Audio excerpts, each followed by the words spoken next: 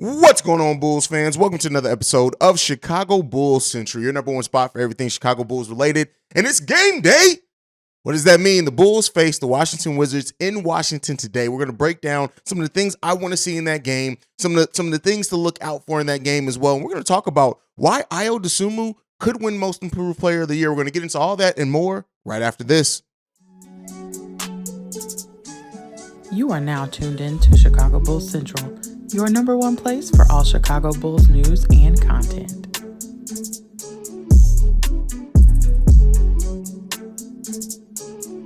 All right, Bulls fans. You can be anywhere in the world, but you're here with me on Chicago Bulls Central. So we know that the Bulls do face the Washington Wizards tonight. And so I want to talk about some of the things to look out for there first. We know Zach LaVine's going to be out. Looks like Kispert and Denny. Well, Kispert's out. Denny's questionable for the Washington Wizards tonight. And this is going to be a game in which it's just going to come down to matchups. What individual matchups can we win out? By that, I don't mean that that the player guarding these players has to lock them down, but I mean, what can we nullify as far as the weapons on this Washington Wizards team by the brand of defense that we play, making them work on the defensive end themselves with our offense? It's going to be a lot of that type of stuff that we need to see in that case, right? And so looking at this, already their starting point guard, Monte Morris, and it's going to be DeLon right there. We have to win those matchups. When you look at Ayo Dosunmu, we'll talk about why I do think Ayo Dosunmu can win Most Improved Player of the Year this year, but Monte Morris, Ayo has to win that matchup. And by that, I don't mean necessarily shut him down one-on-one. I mean, you have to play solid defense against him, of course. But I mean, the production that we get offensively and defensively from Ayo Dosunmu and our point guard position overall has to be greater than what the Washington Wizards get. When you look at the fact, yes, Alex Caruso is more than likely going to be in that starting lineup tonight. So we got Ayo Dosunmu, and Goran Dragic's probably going to be the one backing him up. So we have to win that matchup. When you look at the matchup of Bradley Beal, there's no way that Alex Caruso is probably going to score at the level that Bradley Beal can score at, right? Is there an off chance that Alex Caruso gets hot and has a hot night? Absolutely. We've seen him do it before. It can happen. But I'm just saying, looking at that matchup, we have to make things tough for Bradley Beal. It's really him and Kristaps Porzingis as doing the most damage on the offensive end for the Washington Wizards. So we have to have the Bulls win that matchup. And Alex Caruso has to make it tough on him, period. There's no other way around that. He has to make it tough on Bradley Beal. His presence needs to be felt by Bradley Beal every time he's guarding him. Now, does that mean that Bradley Beal is not going to necessarily get off?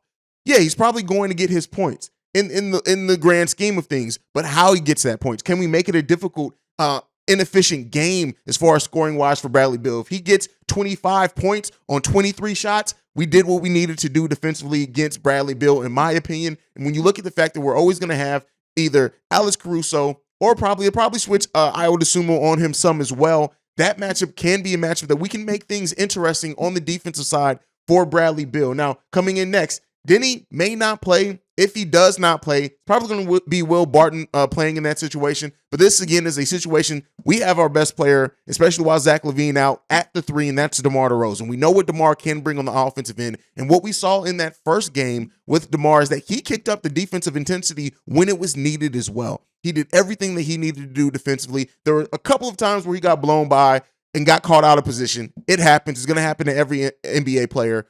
But the way that this team overall is locked in defensively, DeMar is definitely keeping that going. He is breathing that, living and breathing that himself as well, and it makes the other players buy into that a little bit more. Where you're going to have to win that position, but this is a position I definitely think that we can win at, especially if Denny's out, and even if he's in. Just what DeMar brings to the table for the Chicago Bulls offensively, how he's always the one that kind of mellows everything out. He's the one that when we need a bucket, we can guarantee it. And I want to see from this game, DeMar DeRozan doing similar to what he did letting the game come to him. That's what he did last game. He let it come to him. When you look at those 9 points only in the first half to come in and have a big second half, I'm not necessarily saying he needs to do that every single time, is wait till the second half. There's going to be times where DeMar sets the tone in the first or the second quarter, and then as long as we can keep up our branded defense and our energy, he may not have to do as much in the second half. But we know what we're going to get from DeMar. We're going to get 25 to 35 points from DeMar DeRozan on efficient shooting, and he's going to get to the free throw line. But by the off chance that DeMar does not give that for the Chicago Bulls, we definitely need another player to step up. Because listen, every player at some point is going to have an off night. And whenever DeMar has his off night, I think one thing that we showed, at least in that first game, especially with the 37 points off the bench, is that while we're going to get more production offensively from our bench and from our role players than what we expected to get last season, and we still didn't even see the best Javonte Green in last game. So that 3 position, I'm not really worried about it too much. I think we can definitely win that one. The next one up is the 4 position. When you look at Roy Hachimura and Kyle Kuzma, who's pretty much primarily going to be holding down that 4 position for the Washington Wizards, this is the time, and I said this over on Locked on Bulls, this is a game where we need Patrick Williams to step up, period. And I don't necessarily mean he needs to score out of this world or score 18 points or anything like that. I want to see a defensive effort from Patrick Williams. Let the offense come to you naturally. I already gave what I want to see from Patrick Williams: slashing to the rim, getting offensive rebounding, putting it back up. And I'm going to hold true to that. I'm not about to say that Patrick Williams needs to have this lights out shooting night where he just goes off for 15 to 18 points. If he does it, great. But we need to see Patrick. Listen, if Patrick Williams gets to start again, the reason why he's getting to start is because of his size. Him and Javonte both didn't have the greatest games. Javonte had a much better defensive game and a much more impactful defensive game, but Patrick Williams wasn't terrible defensively either. He did a lot of good things, especially on his off-the-ball defense. And we need to see that continue in this game. We need to see him play that matchup against Kyle Kuzma, because Kuzma is going to try to cook us. He's going to try to cook us. I said before that it's really just Kristaps and Bradley Beal, but no, it's Kuzma as well. What Kuzma does and how he goes about getting his points now, the fact that very much like Nikola Vucevic, it's like Kuzma realized, I can work from the inside out. I can do both. And I'll let whichever one is working for me the most dictate how I play over the course of the game.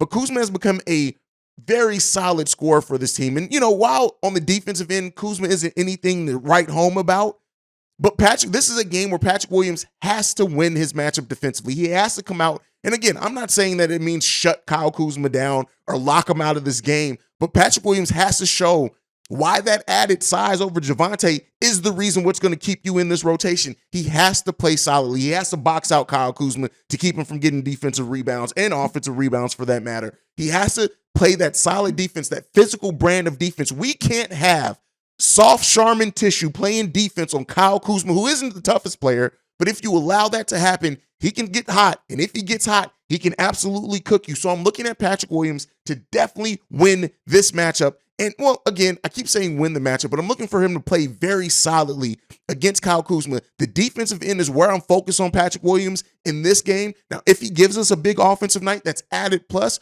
I'm looking for a big defensive game from Patrick Williams, guarding Kyle Kuzma, and he's going to have some minutes against Roy Hachimura as well. And Javonte is too. Like, Javonte and Patrick Williams, the energy and everything has to be there for both of them. And the energy is always going to pick up a little bit more when Javonte comes in the game, because that's just the type of player he is. But we can't see lackadaisical Patrick Williams on either end. I don't want to see him lackadaisical on the offensive end. I'm just not expecting him to come out and have a huge night offensively, because I want him to put in the work defensively. I want this to be one of those games where we take a look and be like, dang, Patrick Williams really kind of, he gave Kyle Kuzma the business on the defensive end. I want to see that. I need to see Patrick Williams have that type of game against a player that is going to try to get off different things offensively against him, and we need to see him locked in and engaged. I want to see Patrick Williams play with a little bit more energy, but he has to win that individual matchup. Now, the center position. This is where it's going to get fun, right? Because you have Kristaps and you have Nikola Vucevic, are the starters on their respective teams at that center position. Both players who can do a lot of things offensively, defensively, haven't been the best over the course of their career. Vooch was locked in defensively against Bam Adebayo. And I'll tell you what, if Nikola Vucevic plays that same brand of defense, I want to see him play better offensively as well, especially not what he did in the first half, more of second half Vooch from the last game. But this new Vooch that we even saw in preseason, that's locked in defensively, that's getting to the loose balls, that's blocking shots, even when even in the pick and roll, he's just doing smart things defensively. And we're seeing a Nikola Vucevic that I think the basketball IQ is helping him play really solid defense overall, even though he's not the greatest one-on-one defender. But what he's doing on the team defensive side of things and operating in space, closing out on players, getting his arms up, getting into passing lanes, making it difficult for people when they do try to penetrate and get to the cup. I want to continue to see that. He has to put in that work. And what we know from Kristaps Porzingis, if you get physical with Kristaps, it's going to get him out of his game mentally. But they have a dog coming off the bench and Daniel Gafford as their backup center. And this is where, when Gafford's out there against Nikola Vucevic, Nick is about to have to work. But when that matchup is against Andre Drummond, this is one of the matchups that I'm most excited to see in this game. Is Daniel Gafford and Andre Drummond, when they're out there on minutes, they're going to be fighting after every rebound. They're going to be getting physical with one another. Do not be caught off guard if we see this turn into, with the bench players, a extremely physical game, right? We may see Daniel Gafford and Andre Drummond get chippy out there. And that's what you want from a big man in a lot of ways. In a big man matchup that you have two physical centers, right, who aren't going to try to do the thing of getting you out to the three-point line. They do all of their operating down low. Well, Andre Drummond's adding that three-point shot. He even took one in the first game. But again, defense in the pick and roll with these two, how they're going to do it, right? How they try to work each other. This is another thing that it's going to get interesting very quick. And, while this is a team that's not projected to be as good as the Miami Heat, the Bulls can't come into this game slipping at all. If they get caught slipping, it can look ugly, and it can look ugly quick. So the Bulls have to be locked in. They have to continue to do the things that worked against the Miami Heat. That's motion off the ball, player movement, getting to the rim, cutting, playing together, playing smart IQ. And look, the one thing that I will say with this is that while I talked about a lot of the matchups in the starting lineups in this, the Bulls bench 37 points in that first game. Right? Not expecting that necessarily that performance every single time, right? That's a lot to ask from a bench. But I'm telling you, this Bulls bench, you can bet on them probably getting 18 to 20 points night in and night out. And that's what I want to see from this bench. The energy that they play with, the defensive intensity that they played with as well. That bench unit has been really good in that area. When you look at Goran coming off the bench, Kobe White's going to be coming off the bench, Javonte Green coming off the bench, and Andre Drummond. We'll see what happens with Derrick Jones Jr. He didn't get in the game very much. With Billy Donovan used a 9-man rotation, so always one of the starters are going to be out there more than likely. But we'll see if the young rook can get in this game as well. This is going to be a fun game, I do think. I'm not ready to do any type of numbers predictions, but the Bulls have to come in and have to be locked in this game to find some success. Now, before we go, I do want to talk about Ayo Dosunmu. Now, this is, again, going off one game, right? But I want to talk about why, and this is something that I've been thinking about since last night, is that Ayo Dosunmu really does have the chance to win Most Improved Player of the game of the year. When you look at the fact that he was already one of the better defensive players. Look at the fact that he almost averaged 11-4, I think, 4-4 as a starter. But when you come in and see the way that he stepped in against the Miami Heat and really took a lot of that scoring punch that we needed from Zach LaVine, and he gave us that. So if Ayo's offense is truly coming along, and we're starting to see that Illinois offensive player from Ayo Dosunmu with the brand of defense that he gives, we can absolutely see Ayo win Most Improved Player of the Year just because of the narrative of him being at a position that's a marquee position in the NBA. He's going to have a matchup probably every night where what he does to the opposing point guards on both sides of the ball is going to be one of the biggest stories and kind of not dictate the game, but play a big way in the result of the game. When you look at his stat line in the first game, Ayo Dosunmu, 17 points, 6 rebounds, 4 assists, 2 steals, and a block. It'd be crazy to ask him to average that.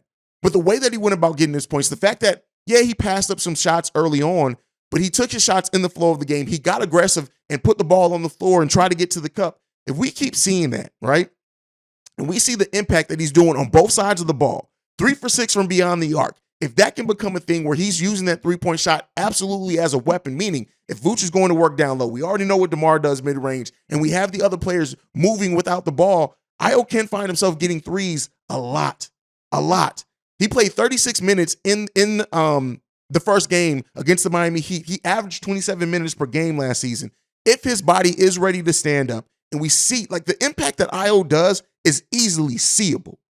And if he's really ready to fill in at times to be that extra scorer when we need it, when Zach either doesn't have it or Zach's out because of low management, when DeMar maybe not have it in the first half or needs to take a seat, if Ayo is really ready to take up a bigger scoring load for this team, when you already have Goran and his shooting ability off the bench, you have Javonte and his ability to slash, do not be surprised to see Ayo win the Most Improved Player of the Year.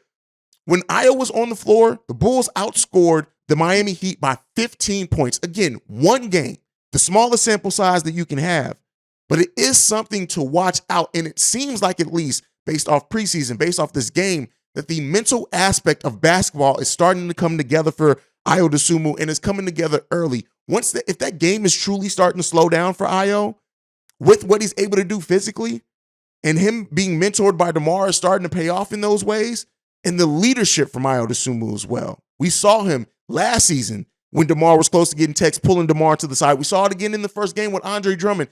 Ayo was flashing everything that a player that can win Most Improved Player of the Year would need to do. So let me know down below, what do you guys think? Again, it's based off one game. We'll continue to monitor it. Do you think Ayo has the chance to win Most Improved Player of the Year?